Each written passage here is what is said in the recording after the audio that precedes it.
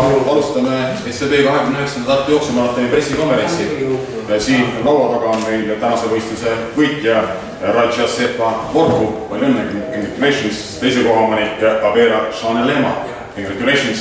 Ja kolmanda koha omanik on meil hea meel Keijo Kits, parim eestlane tänavusel jooksul ja tänavuse ürituse siis ka peakorraldaja Gunnar Karu on siin laua taga. Kuis teeme alates kolmandast kohast või alustame kohe võitjast? Keijo, palju õnne sulle veel kord siis selle kolmanda koha puhul. Milline sinu hinnang ja arvamus nüüd selle kohta on, et kaks nii tugevat konkurenti tänavu siia Eesti jooksulehti jooksuselt toodud?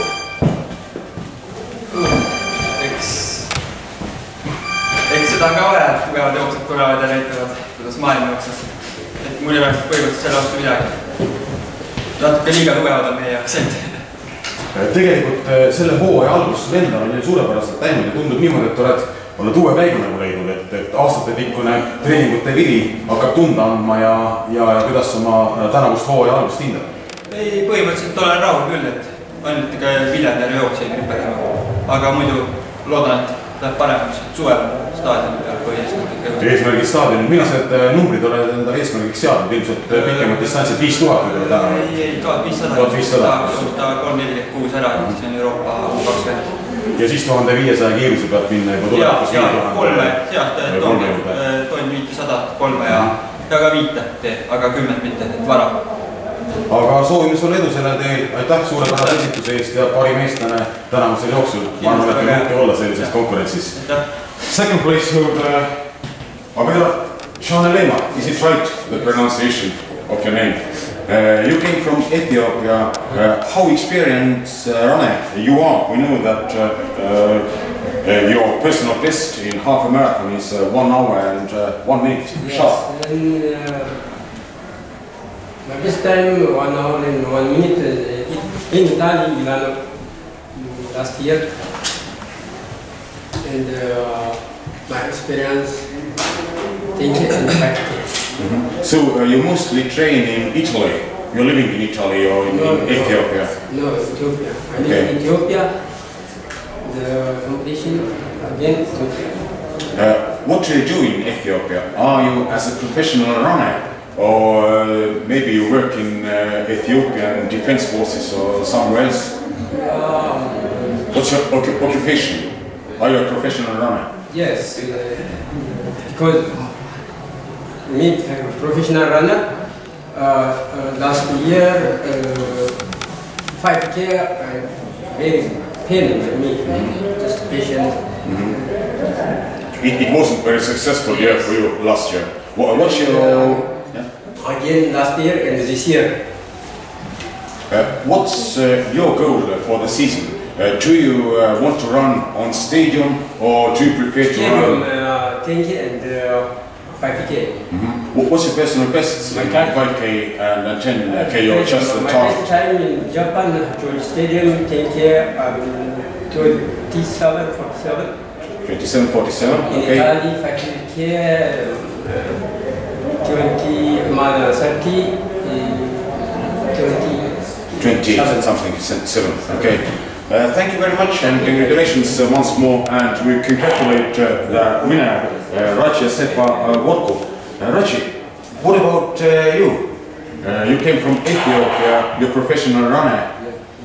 And what's your best result? We know that you've been in Paris half a marathon last year, 4th place. So is it your best result? Best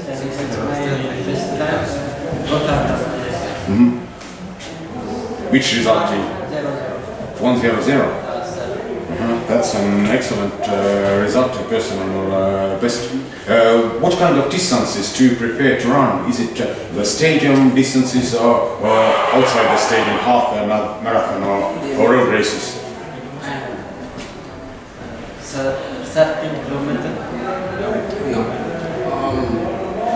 This experience, 10K and 5K. Okay. Good runner. Okay, great. Thank you very much and congratulations once more.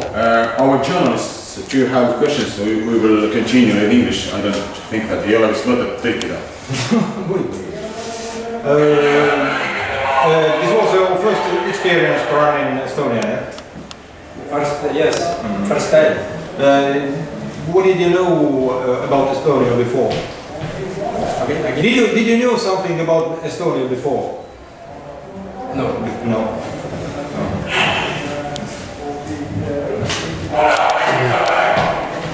On veel seal ajakirjanduse esindaja. Tiidul, on veel küsimusi?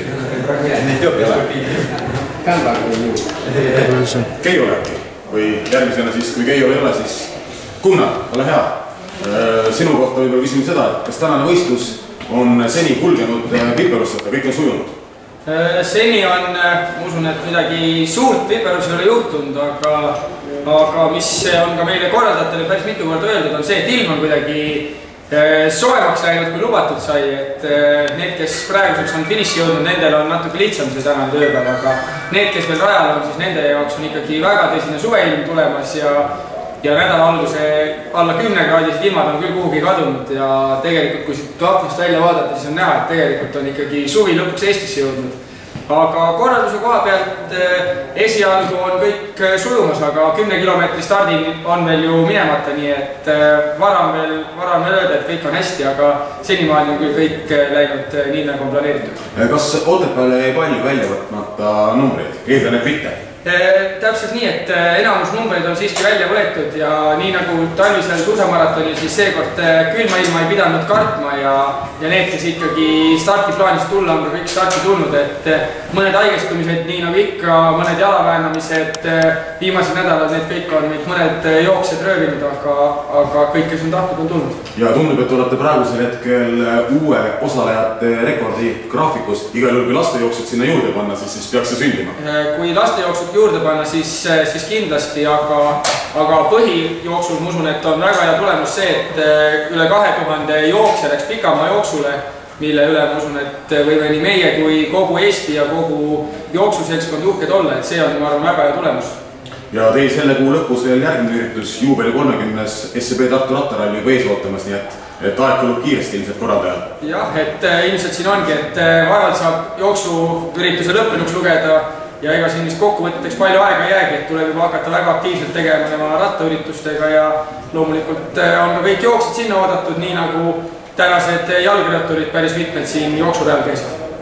Aga aitäh veel kord siis tänasel pressikonverentsil kaasalööjatele, kas Tiit on küsimusi Gunnarile veel täiendavaid? Hetkel ei ole, siis aitäh meil siis